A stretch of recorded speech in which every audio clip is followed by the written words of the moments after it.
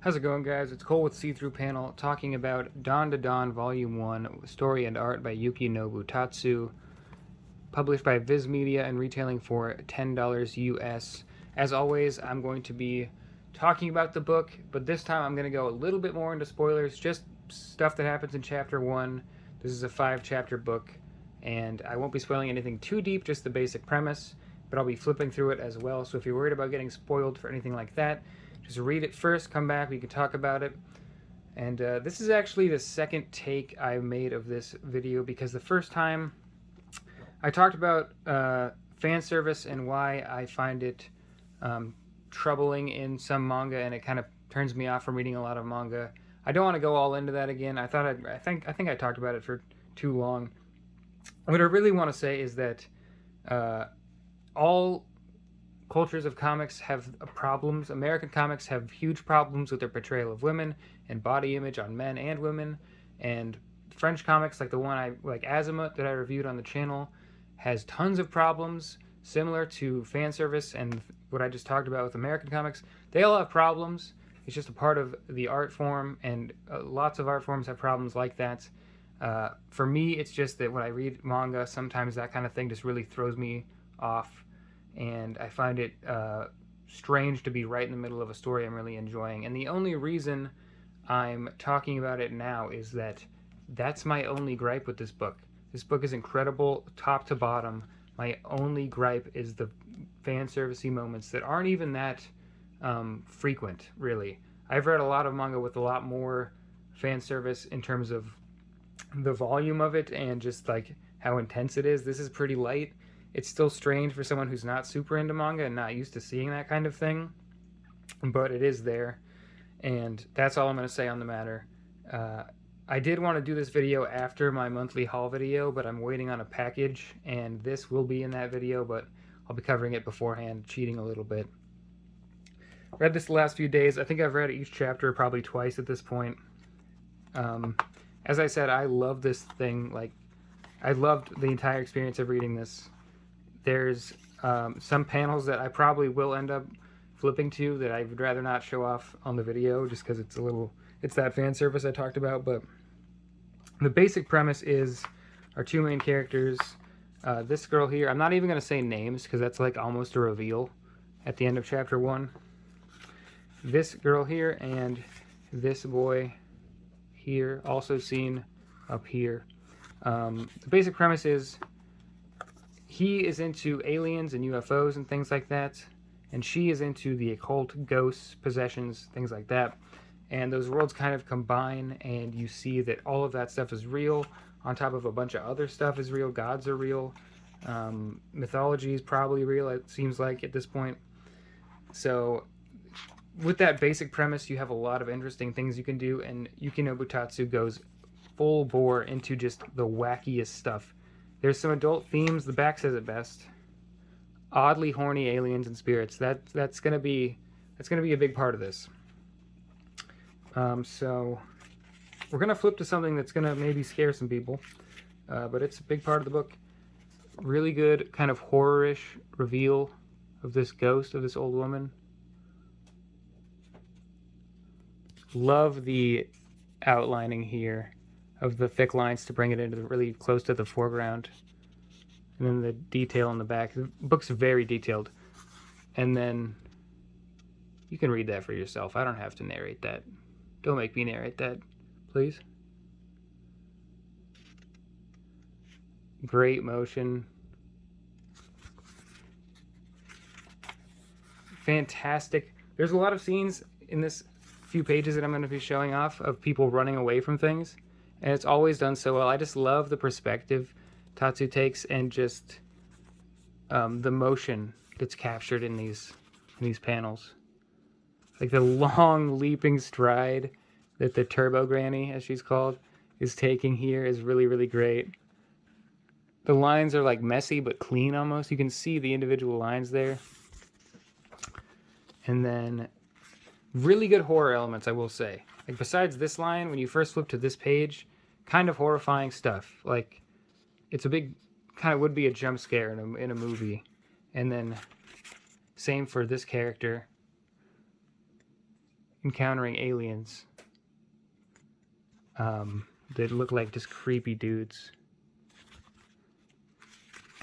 And then that panel I was talking about running away, the fisheye kind of effect, great motion from all of the elements of this just have motion in them. Even the background and the floor has speed lines going across it. The sides, obviously.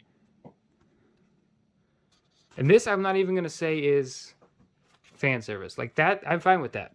I've seen that in tons of different comics. It's not at all a thing. It's not fan service, but it's not like the end all be all. And then just a lot of comedy. Like, I think this is hilarious to me. Like, I laughed out loud at this. My friends, I sent them to this out of context, and none of them thought it was funny. They thought it was weird. This, I think, is also hilarious. Like, the book's very funny if you let it be, but it's also super weird, so I can see how it's not up everyone's alley. Never any actual, like, sexually explicit panels, obviously, but very close. Design is fantastic. The design on the creepy aliens is good, but when they transform later, it's just even better. The design throughout this book is great. Like, I love this. I love the character's glasses being a big part of the design in his, like, transformed state. I'm getting ahead of myself.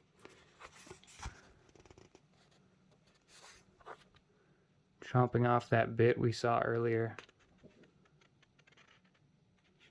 A lot of really good motion to, like, show that they're kind of, like, twisting.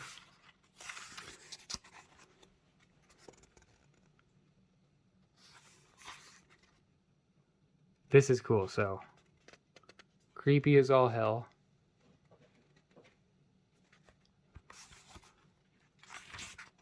Great design on this. I love the geometric kind of design on the alien.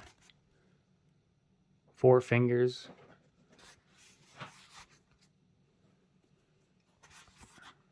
There's a part coming up that's one of my favorite panels in the entire thing. And also that, just awesome, actually. Yeah, we'll see it more in a minute.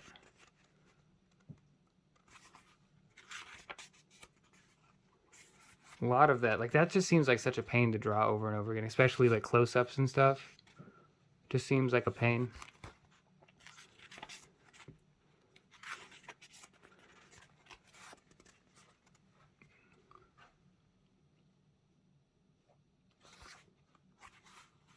This would be a great spread there. And my favorite thing, besides, like, the super great outline lines, I'm just very into the way the ink is used in this art. My favorite thing is this panel on the side. She's obviously kicking him. You've got dust flying up. Even the floor is coming up. And the motion on this figure flying through the air is so well done to me. You can see that he's twisting. This hand going up here, the lines drawing you down here, and then even the head, the lines are twisting like that. You can see that he's, like, spinning through the air as he's flying. And I thought that was super impressive. One of my favorite panels, for certain. The Turbo Granny stuff is played for horror a lot, and I really liked it. Like, this is just, like, that's almost Junji Ito-esque design. Really, really like whenever Turbo Granny is involved, because it's got comedy in it, but it's also pretty horrifying stuff. When they land, they pop out of the UFO, they land, and he's just trying to run away. He's just running on the ground in these panels. I love that. It's not talked about at all in the story. It's just a visual gag. Also, the sound effects worked for me there, too. Just kind of his, like, pant legs just sliding across the ground as he's running. And obviously here you can see their clothes, or lack thereof.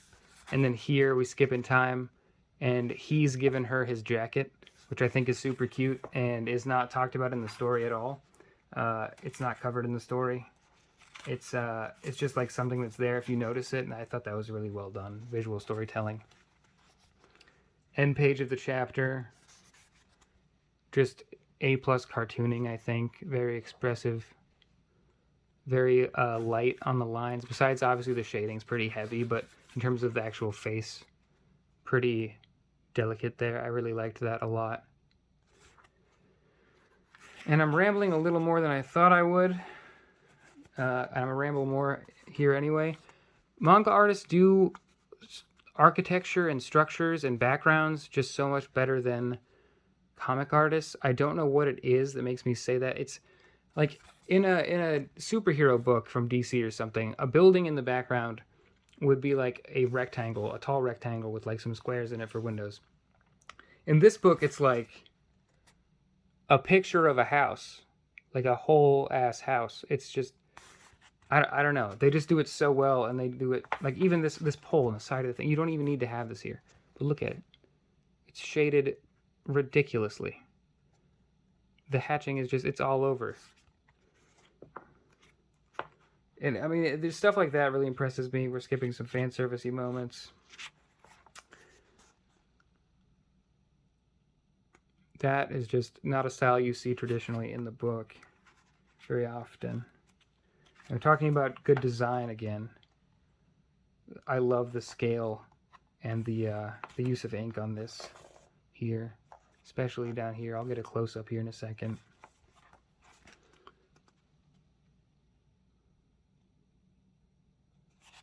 Awesome, awesome stuff. And there's that design from the cover I was talking about. So here's his face normally, and he keeps good elements of his own design, but his hair and his glasses, I think, work really well with the transformation. And yeah, that was awesome. I really, really love this design. I also love that his toes are always sticking out of the soles of his shoes. Whenever he transforms, it's a cool... You can even see it back there. That's a cool little bit. I just love... This is like...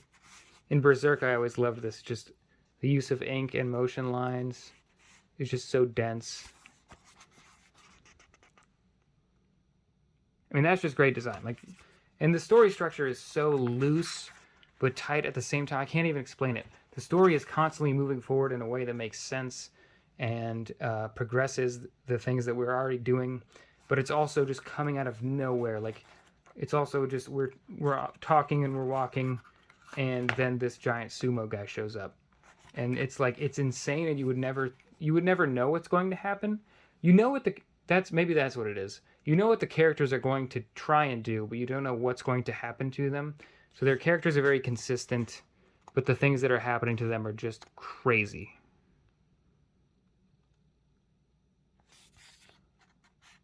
Probably a better way to put that. Never claimed to be an eloquent speaker. Really, really badass.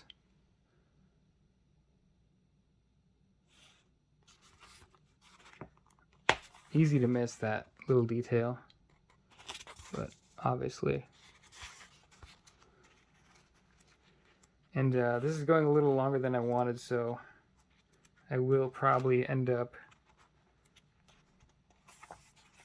skipping through a lot of this. But yeah, I adore every bit of this.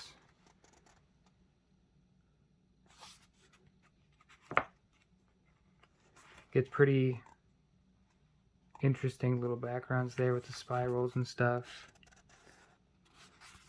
New character being thrown in for the end there. I'd like to... What is that? I like the design on this character as well. I like that the like... Oh, hit the camera there. The pupils in the eyes are very loose feeling. There's a lot of white space between the lines. You can see each individual line there. I love that. And as I said, Turbo Granny always played for horror. Like, this is very much a Junji Ito kind of perspective, I think, is the quarter open door, looking in, getting all sorts of lines going through. Really, really like that. I just wanted to show off.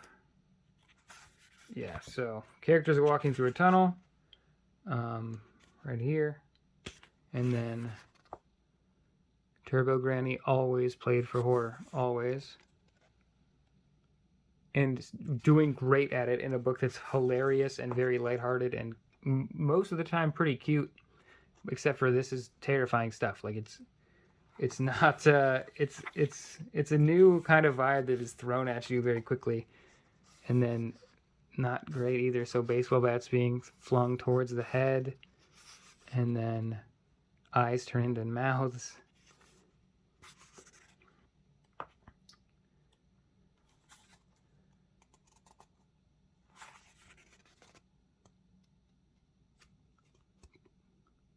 Cool sense of time passing between these two panels. Yeah, and it's really something else what the story goes into. I don't want to show it all off, but I kind of already did. Cool transformation of Turbo Granny with our main the male lead, and that's just something that I can't describe without spoilers. So yeah, I think I showed like everything up. There's even the bonus thing in here that takes place between the chapters, and like a cool infographic type thing in the back here about our aliens and our ghosts. And yeah, I mean, this was really, really great. Aside from my intro about the fan service thing, I really enjoyed this book. I'll be continuing to order. I've already ordered Volume 2 coming out in the next few months, and then Volume 3 out in April. I'll definitely be getting, and I could see myself just continuously ordering all these volumes because I really, really have been adoring the kind of style that this book has. It's very, very much, it's a loose cannon type of feel. It's just very fun and erratic and off the wall. And I just noticed, good thing I did a second take of this video, she's into ghosts, he's into aliens, but he's possessed and ghostly, and she has alien earrings on the cover. That's a good little piece there. I never noticed that before. Yeah, so if you guys enjoy this, let me know if there's anything else that's like it. In terms of manga, I have a problem where a lot of the good stuff is not widely accessible for me to read physically. I do read digitally, but when I really get into a series, I want to read it physically. So either way, recommend me anything you can think of that's at least of this quality or similar, or maybe has a similar kind of plot going for it. I really enjoyed this, and I'm really excited to read some more manga the next year. So appreciate you guys watching. Peace.